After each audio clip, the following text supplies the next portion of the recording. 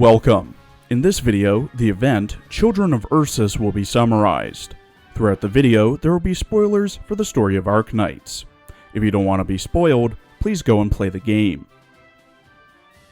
Gummy is the second to wake up every morning in her dorm. After a handshake with Istina, she wakes Zima the same way, though Zima's response varies. One morning, Gummy finds a note from Istina and Zima, indicating that they'll be back by evening. Despite feeling dismissed, she heads to work in the cafeteria, where a hectic day unfolds. Hungry from skipping breakfast, Gummy is tempted to eat anything nearby, including Durnar's hip. Throughout the day, Gummy deals with various challenges, from managing her hunger to addressing her unusual chopping habits during training with Durnar. Despite her struggles, she remains dedicated and resilient, showing a desire to improve and contribute. In the evening, Gummy finds comfort with Istina and Zima. Istina begins her recording, feeling uneasy about the self-diagnosis and exposure therapy process suggested by the medical staff. She talks about how the trauma of past events, especially the horrors experienced at school, still haunts her and her friends. Gummy, Natalia, and Zima. She reflects on the difficulty of opening up, even to herself, and introduces her teddy bear, Vika, reminiscing about the formation of the Ursus student self-governing group. While she tries to find solace in talking to the screen, Natalia and May visit her, breaking the solitude and leading to a lighthearted discussion about detective novels and their time at Rhodes Island. During their conversation, Istina's mood fluctuates as she navigates between memories of the past and the present interaction. The trio engages in a playful banter about detective stories, but tension arises when Istina's cherished doll brings back painful memories, causing a brief emotional outburst. The atmosphere lightens as they continue to chat, but Istina remains introspective, pondering the implications of justice and truth. The discussion is interrupted by the sight of a drone outside, leading to a moment of panic when May nearly falls out the window, prompting a flashback for Istina that vividly recalls a traumatic incident. In the morning, Sonia emerges from her room to find her mother calling from the kitchen, asking if she had finished washing up. Sonia, now older, brushed off the question, not wanting to be treated like a child. She sat at the table, waiting for breakfast, which today was just oatmeal porridge, a sign, she guessed, of her mother's desire to lose weight. Her father sat nearby, absorbed in the newspapers filled with political and economic stories that Sonia found boring. As usual, he asked about school, and she gave the customary unenthusiastic responses about her studies and future plans. The conversation took a turn when her mother interrupted, asking if her father had found work yet, to which he mentioned an interview.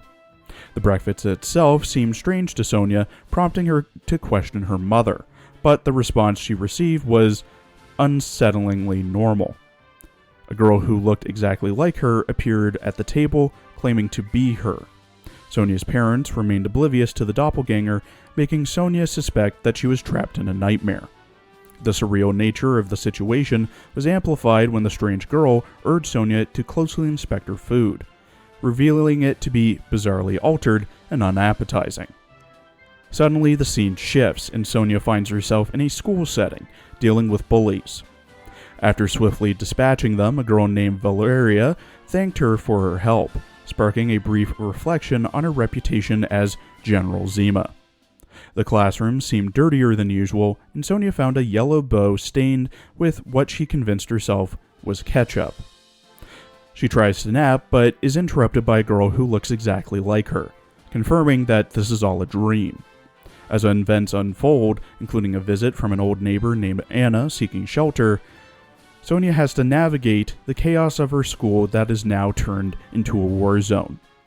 The doppelganger continues to haunt her, reminding Sonia of her violent tendencies and her struggle for survival.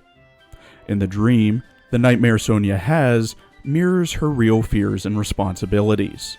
Eventually, she wakes up, recognizing the weight of her actions and the burden of her leadership. A Vanguard operator rejoices over returning home to the Rhodes Island cafeteria after a long mission resettling refugees from Chernobog. Despite his complaints about Ursus food, he expresses his dedication to the mission, appreciating the chance to help and noting the support from leaders like Amiya and the Doctor. His conversation with an operator named Saren shifts to a discussion about Natalia, a key figure in their operations. Natalia, once a student council president and now part of Rhodes Island, is praised for her contributions and humble demeanor. She joins the operators, engaging in a lighthearted exchange before an operator named Compass expresses gratitude for Natalia's role in maintaining the refugees' positive perception of Rhodes Island. Later, Natalia encounters Zima, who has been visibly distressed. Inviting Zima to her room, Natalia attempts to break the tension with small talk before addressing the deeper issues at hand. Natalia reflects on her time as a captive with other noble students and her struggle to maintain order. She reveals her guilt over the actions she permitted, such as allowing nobles to prey on commoners, and her thoughts on atonement. Through their conversation, Natalia acknowledges her inner turmoil and the facade she maintains. Leto and Bee Hunter exchange in a spirited sparring match, exchanging punches and banter. Bee Hunter, impressed by Leto's progress, offers to teach her a powerful move used against both bugs and opponents in the ring. After a grueling session, Bee Hunter advises Leto to dig out some honey to understand the technique better. Leto dismisses the idea, preferring to continue their training. With time running out, they decide to spar with weapons, each choosing their favored armaments. Despite their intense training, Leto finds herself outmatched, and they end their session exhausted and thirsty. Back in the dorm, the two enjoy snacks and non-alcoholic honey drinks, with Leto insisting on recounting her adventures, even as she gets increasingly honey drunk. Bee Hunter humorously indulges Leto's grandiose storytelling until both succumb to their exhaustion. The next morning, Leto wakes up to find that she had overindulged and made a mess of Bee Hunter's cherished doll. Apologetic, she promises to clean up as Bee Hunter heads out, reminding Leto about their afternoon class. Reflecting on the previous day's events, Leto wonders about the details of her tipsy storytelling. The Doctor notices Amiya being distracted and asks if she's okay. Amiya expresses her concern over an internal transfer application from Natalia Rostova, a member of the Ursus student self-governing group, who wishes to move from logistics to the front line. Amiya explains that while she understands Natalia's talent, she feels uneasy about the transfer. She reveals that Natalia, an aristocrat rescued from Chernobog, is part of Zima's team, which has already become combat operators at their own request. Despite regular psychological counseling and health reports, including general well-being, Amiya remains apprehensive and asks the Doctor to check on Natalia. While walking through Rhodes Island, the Doctor encounters several operators, including Zima, Neural, Gummy, Perfumer, and Estina, each sharing their insights on various subjects, from missions to personal struggles. The Doctor eventually finds Natalia training with Leto and Doberman. Doberman praises Natalia's determination and notes the difficulty of preparing young people for combat. Amiya later discusses with the Doctor the emotional struggles of the Ursus girls, emphasizing their sense of helplessness and the complex balance between respecting their choices and ensuring their safety. Amiya decides to approve Natalia's transfer, hoping one day they can truly help these young operators and that Rhodes Island can become their new home. A woman expresses her concern about the escalating tension between the mob and the police, having witnessed the violence and bloodshed on the news. A man tries to reassure her, downplaying the severity of the situation as media exaggeration and insisting that she shouldn't worry. Despite the woman's further worries about the reduction in noble customers and the furlough of Lord Santelli's staff, the man promises to protect her and their home with the help of the guard garrison and the army.